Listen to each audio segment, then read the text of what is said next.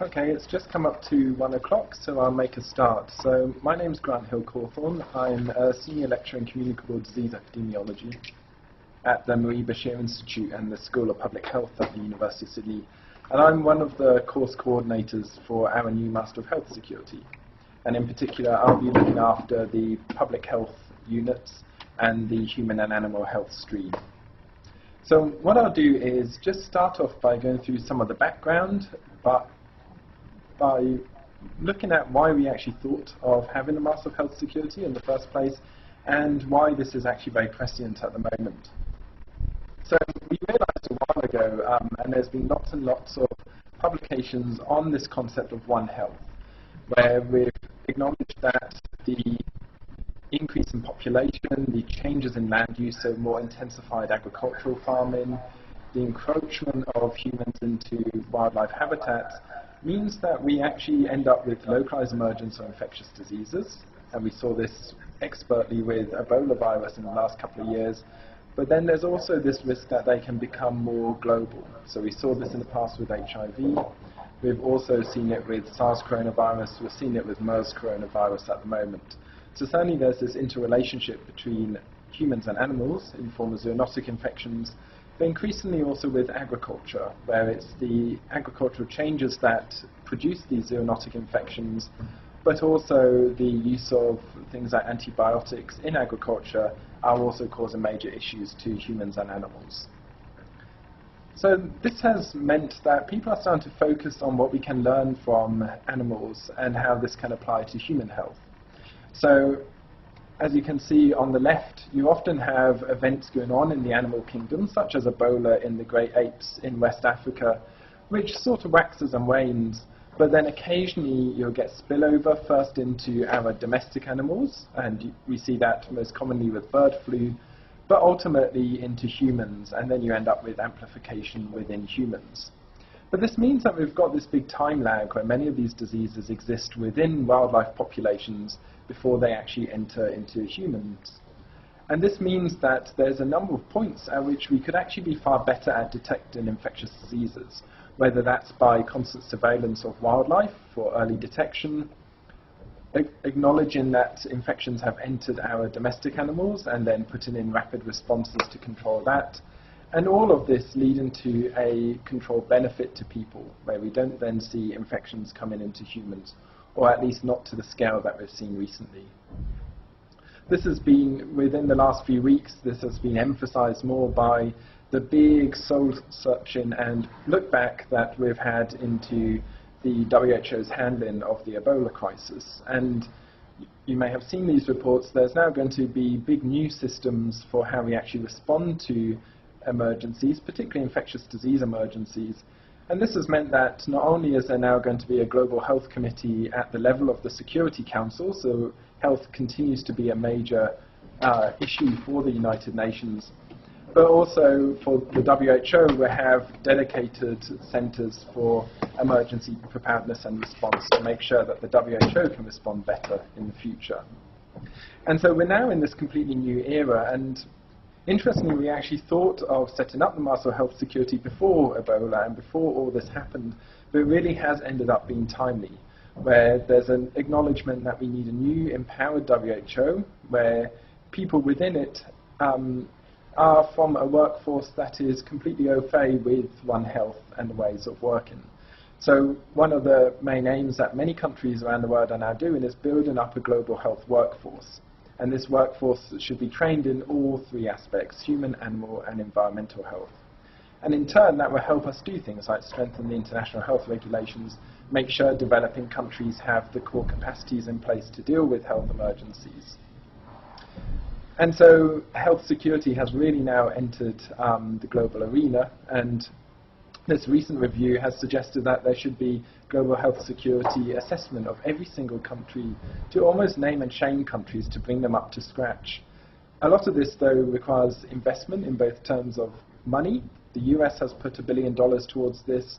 The UK has recently put £1 billion towards this, but also in terms of workforce. So our aim with the Master of Health Security is to train you guys to be this global health security workforce, and also to lead on the development of many of these activities in developing countries. So hopefully that's given you a flavour of why we're actually doing this.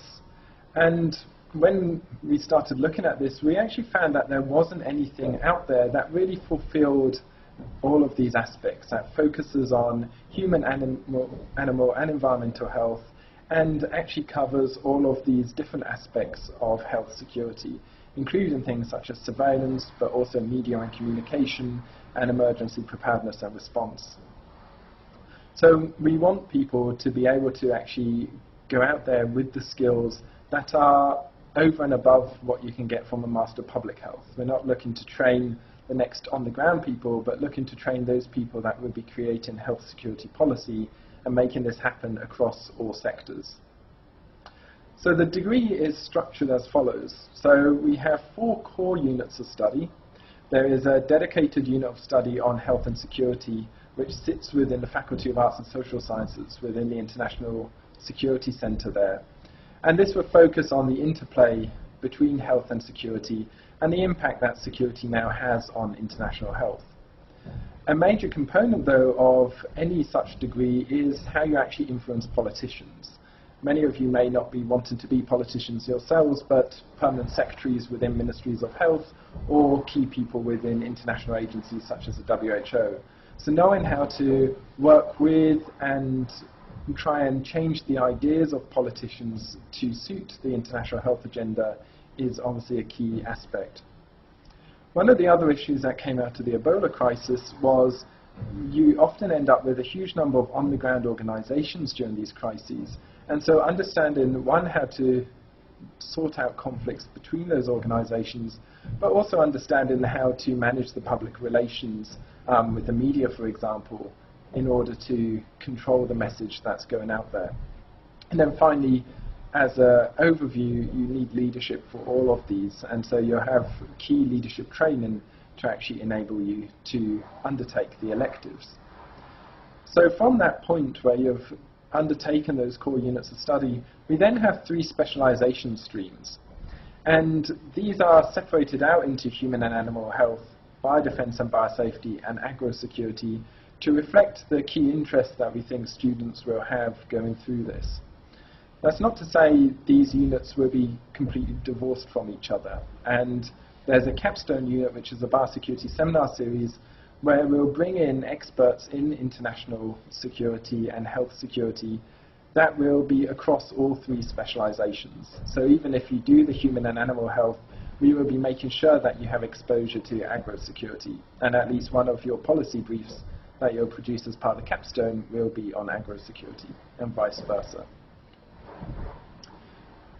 So the electives will be chosen out of these specializations, and there'll be a formulation where there will be some core electives to make sure that you get the breadth across that. So for example, for human and animal health stream, these will include both human units of study and animal units of study to make sure that you cover both, but also true electives where you can actually choose which ones you'd like to undertake. And these cover such things as healthcare systems and policy, units in communicable disease control, epidemiology and biostatistics, and hazards to human and animal health. The biodefense and biosafety will focus much more on the kind of issues that people within the biodefense field will need, such as biological weapons, dual-use research of concern, so aspects where a certain infection or a certain organism may be used for both beneficial and dangerous purposes. And then again, thinking about civil-military relations and disaster management and response. And then finally, agro-security will focus much more on agriculture trade, the examination of the impact of wildlife health on agriculture, the impact of climate change on all of this, and again, how this can impact human and animal health. So the master's course itself is down as a 2-year full-time study. There are options for graduate diploma and graduate certificate in health security. There is a star for the master's course. There is an 18 and a 12-month option available, depending upon what your previous qualifications have covered. So an example of this may be if you've got past training in medicine or nursing and you want to do the human and animal specialization, then you would be looking at an 18-month master's. If, however, you've got a Master of Public Health or Master of International Public Health, and again want to do the human and animal health specialization, then that would then reduce to a 12-month Master's. The way we're actually doing this is we don't want hard and fast rules in the outset, and so the committee, made up of course coordinators such as myself from across the different disciplines, we will look at your CV and work out what length master's course would best suit you, to make sure that we take into account prior knowledge and experience, but also make sure you cover the requisite knowledge to actually equip you in health security. So admission requirements are similar to many master's courses within the Sydney Medical School. So a successful applicant will have a bachelor's degree with a credit average from either University of Sydney or an equivalent. There are options for entering the graduate certificate or graduate diploma, but as I said before, to be applicable for a shortened degree will depend upon what previous degrees you've had, what areas of work you've worked in, etc., which will be reviewed by the MBI committee. And then there are the obvious English language requirements as well. So a major question you may have is, where will this take you? And as I sort of alluded to before, we're not looking to train on-the-ground people. So Master of Public Health is there to train public health officers working within public health units. Master of International Public Health for those people that will be working overseas, but as public health officers. What we want you to do is have a management or leadership role, either within your own government, so within a Ministry of Health or Ministry of Agriculture, a non-governmental organisation like MSF, or a supra-governmental organisation like the WHO, the UN Development Programme, or UNAIDS. So this will give you much more of a policy overview rather than an on-the-ground overview, simply to enable you to come up with ways of working for these different sectors. So you will be skilled going across from human public health through vet science and onto agriculture. Other frequently asked questions we've had is, how much will it cost? And currently these are the fees for domestic students and international students that we've been given by the recruitment office. As far as possible, we're trying to make it all online. Some of the core units of study aren't currently online. This is simply a reflection of the way that Faculty of Arts and Social Sciences normally does their degrees. But certainly many of the core electives and electives are online. In the first year, we probably won't be able to promise that the whole degree will be online, but in subsequent years, we will be working towards this. Another key question, again, is how will this degree differ from Master of Public Health? And hopefully I've given you a bit of a flavour of that. We really want to prepare you to be a policy leader and manager rather than an on-the-ground public health officer. And certainly you don't need a medical background for this. We're looking to develop true interdisciplinary workers. So we're looking for people from medicine, nursing, public health, agriculture, vet science, or from art degrees. So certainly a medical background isn't required. So that's all I'm going to talk on for the moment, and obviously if you have any follow-up questions that you think of after today, you can email us at health.security@sydney.edu.au, or engage with us on Twitter, on the Marie Bashir Institute Twitter. But otherwise, I'm happy to take any questions that you may have.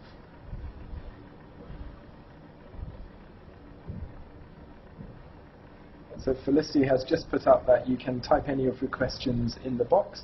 So just ask me anything and I'll try to answer it now. Otherwise, just email afterwards if you think of anything else. If you could repeat the question as well, but I have one. What would a typical study week look like? So I've been asked, what will a typical study week look like? So like most of our full-time courses, if you are studying this full-time, you'll be looking at about 30 to 40 hours of study in the week. This will typically be a number of hours of lectures. So if you're taking all 4 core units, you're probably looking at up to 8 hours of lectures each week. There will be online content and tutorials on top of that, probably a further, say, at 5 to 6 hours, and then a lot of it will be your individual reading as well. So there'll be the usual mixture that you'd expect from a master's degree. I've got a question. Do you know what days of the week the core units will be running next year? We're currently working out the timetables at the moment, so I can't tell you that. But if you want to email me at health.security, as soon as we've got room bookings in and things like that, and the university timetables come out, we'll be able to send that to you to give you that information. Another question I did have was, how does this compare to, say, the Master of Health Policy at the university?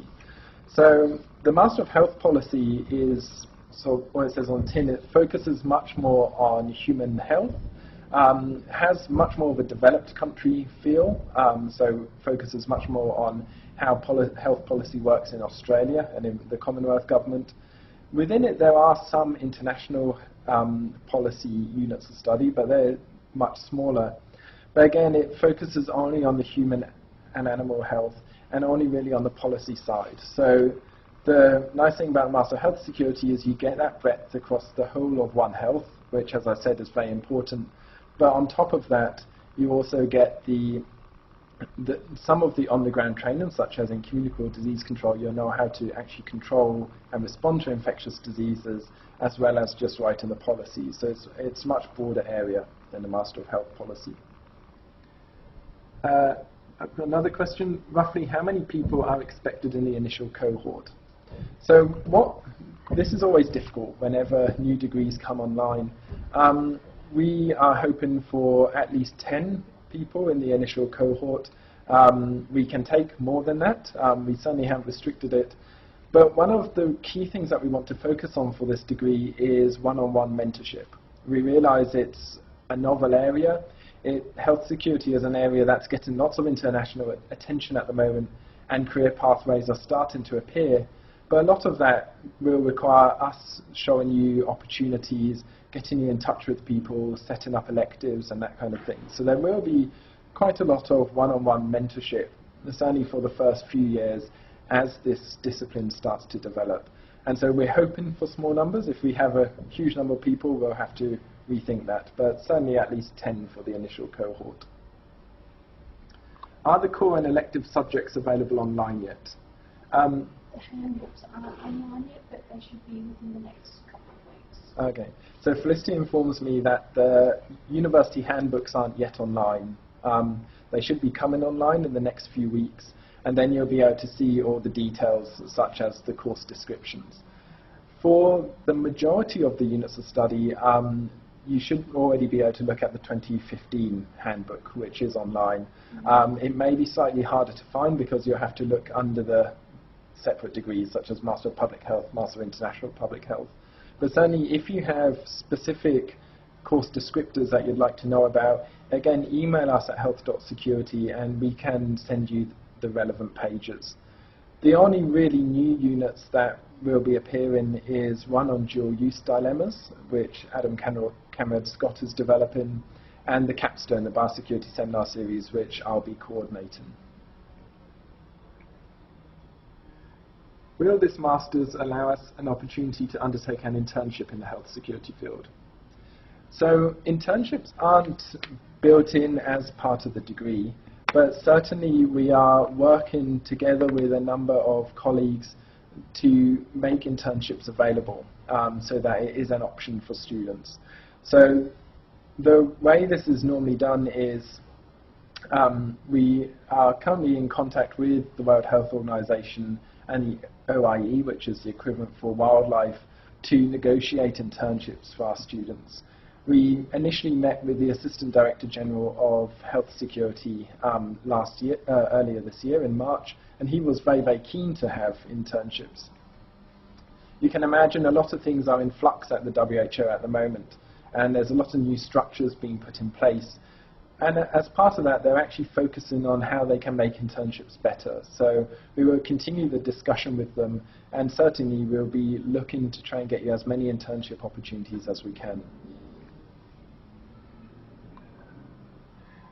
The addition to that question was whether it would be internships would count as a unit. It currently isn't within the actual 96 credit points, or 48 credit points if you do it within a year.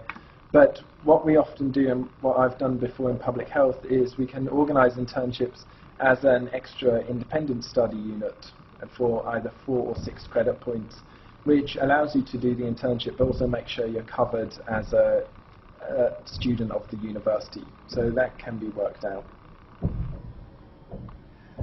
Next question. Given health security as an emerging area of study, are other universities in Australia or overseas also working in this space, and is there an opportunity for networking? It's a great question. Actually, when we scoped out this degree, we did quite a lot of market research to see what was out there. There wasn't really anything that came close. There was a couple of universities that were starting to do a Master in One Health, but a lot of that focused less on actual policy and control and more on kind of just general knowledge about One Health. And there's a few sort of Master of Public Health courses that have small specializations in, say, biosecurity, but they tend to be of the degree of a couple of units of study in, say, health and security, and not dedicated to a whole overview. Having said that, there are a few universities trying to organise this, and actually there was a One Health conference in Amsterdam that we attended in March, and a few US universities came up to us to make these kind of connections. They'd actually had far greater difficulty than we had in bringing their faculties together to do an interdisciplinary degree. And as you can imagine, that is unusual for universities.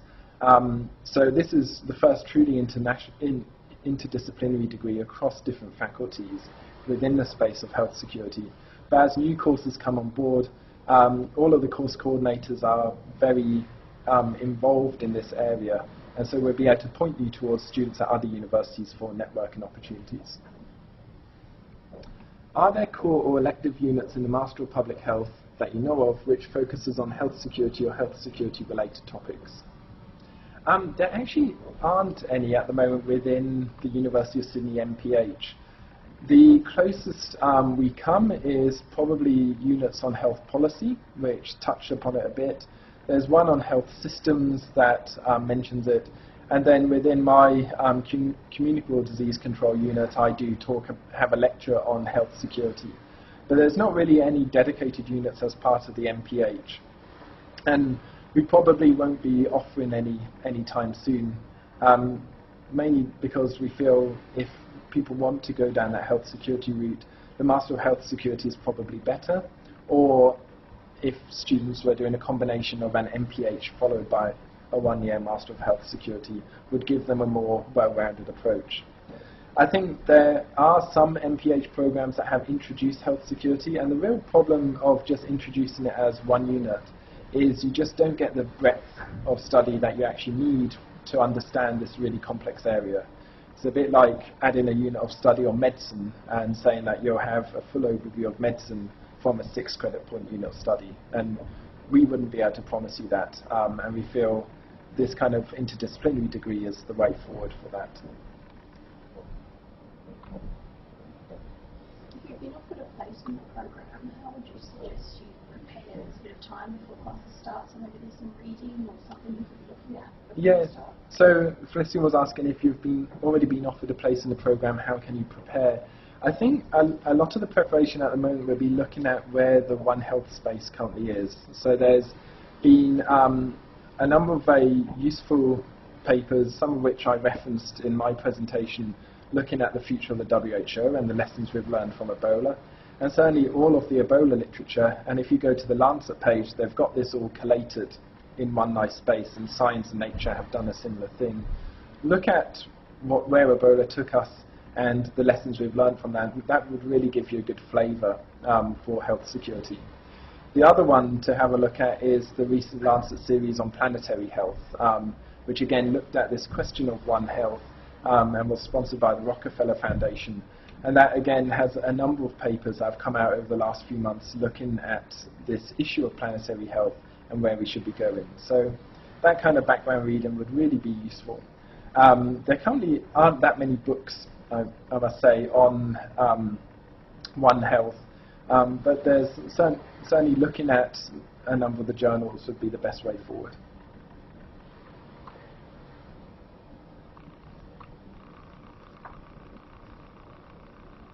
I can see someone's typing, so I'll let them type.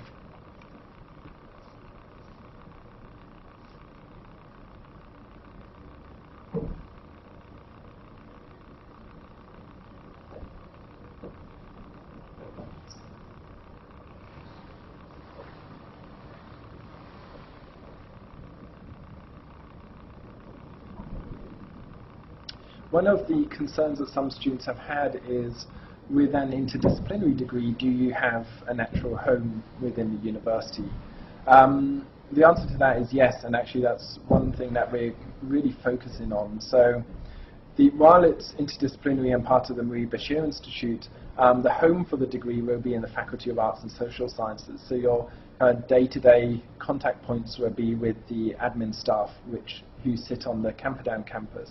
But we will also have a couple of dedicated staff who will be looking after this degree, who can also act as your first point of contact. So issues that we envisage, such as timetabling and making sure that you get credit points together that reflect electives that you're most interested in, can be helped by the admin guys who will be able to give you information.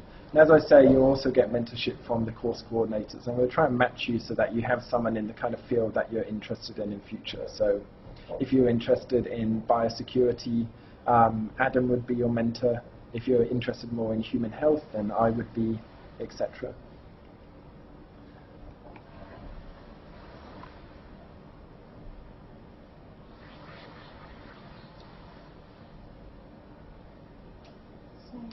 Can you do units from the health security masters as part of the MIPH? Yeah. There's not much room to move though in terms of practice. No, so can you do a unit from the health security masters as part of the MIPH?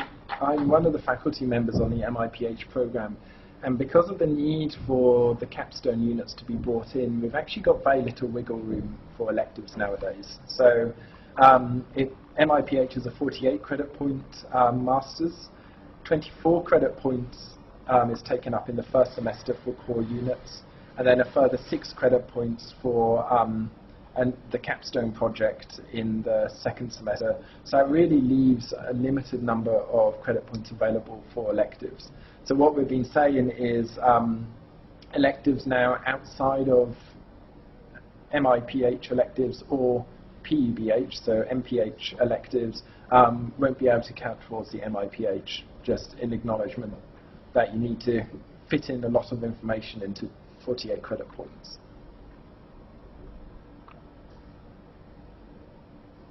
Would you be able to provide a brief overview of what you are currently doing in relation to health security? Are you heavily involved in the field?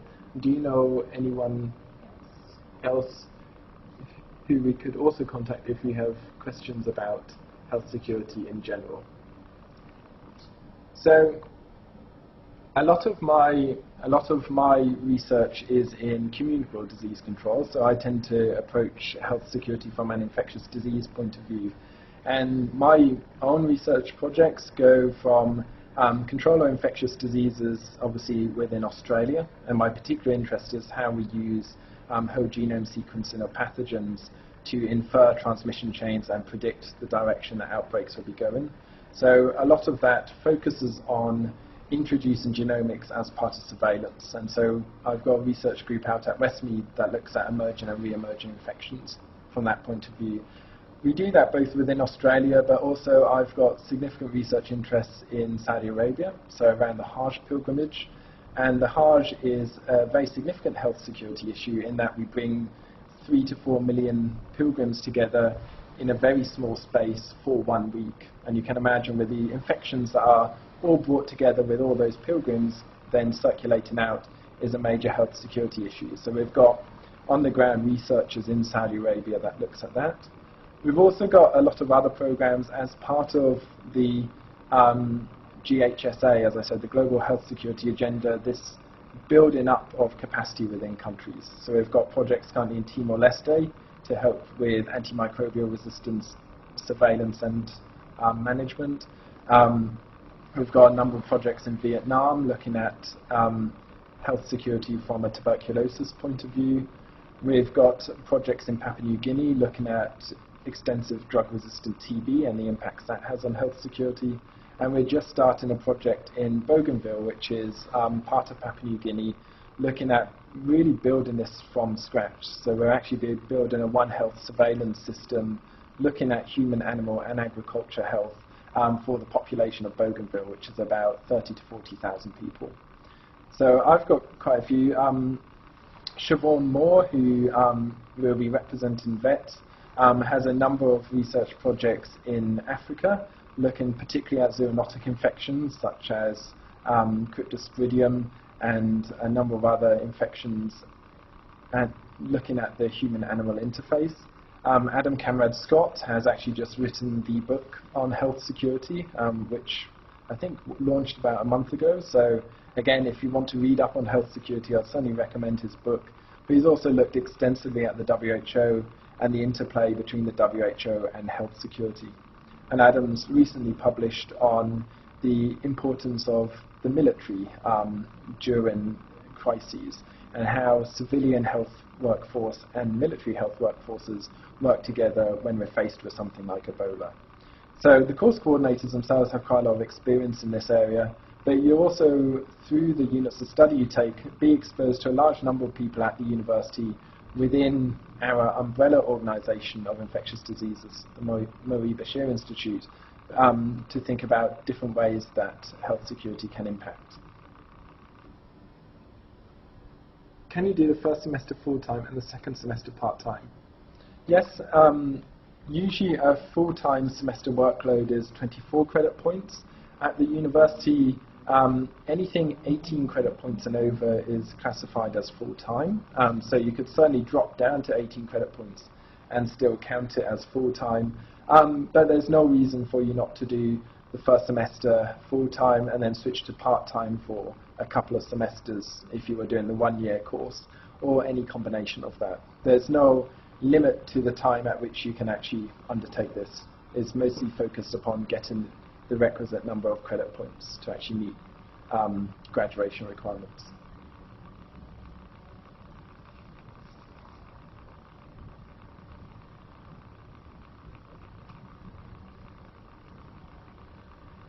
Any other questions?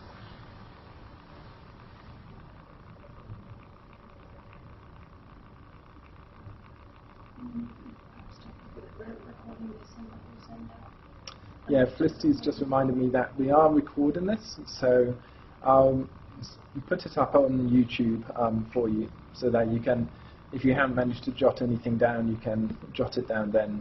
And again, if you do need to contact us, just feel free to email us.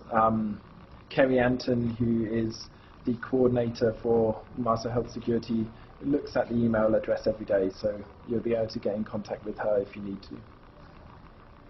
Someone's just got a question. Can you explain the capstone unit in more detail?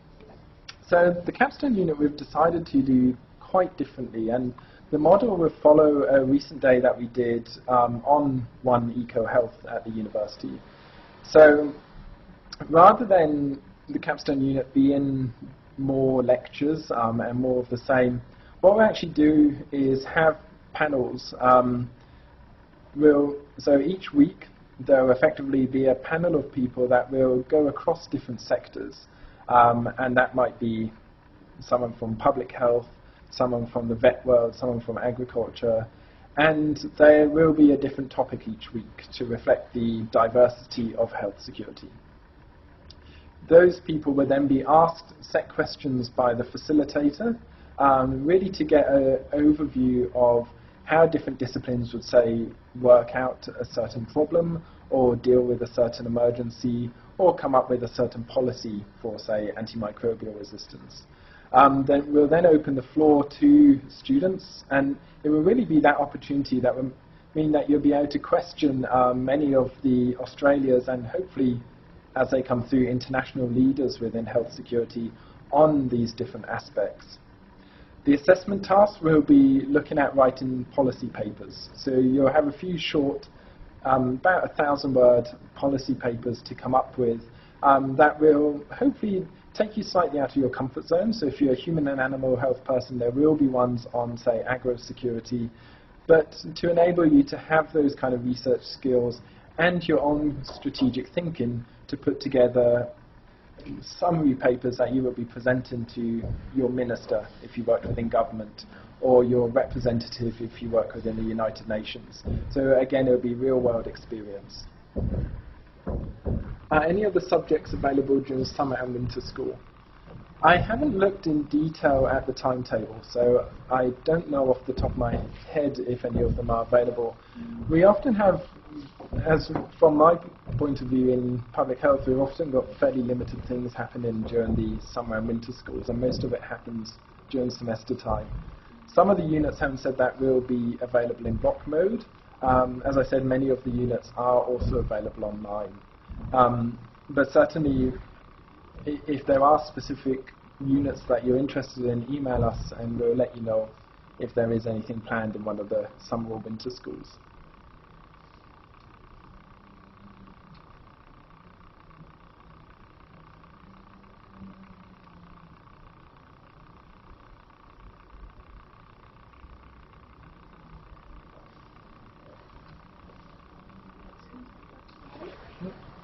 Are there any last questions that you want to get in?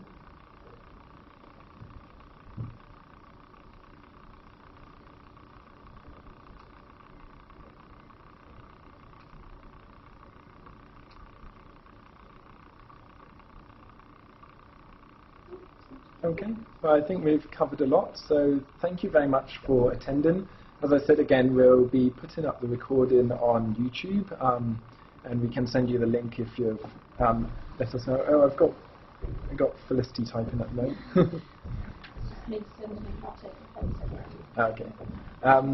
And again, if you have any other questions, feel free just to email us at health.security@sydney.edu.au, or you can tweet at Marie Bashir Inst, or me at Dr Brainbugs, and we'll be able to answer any questions you have.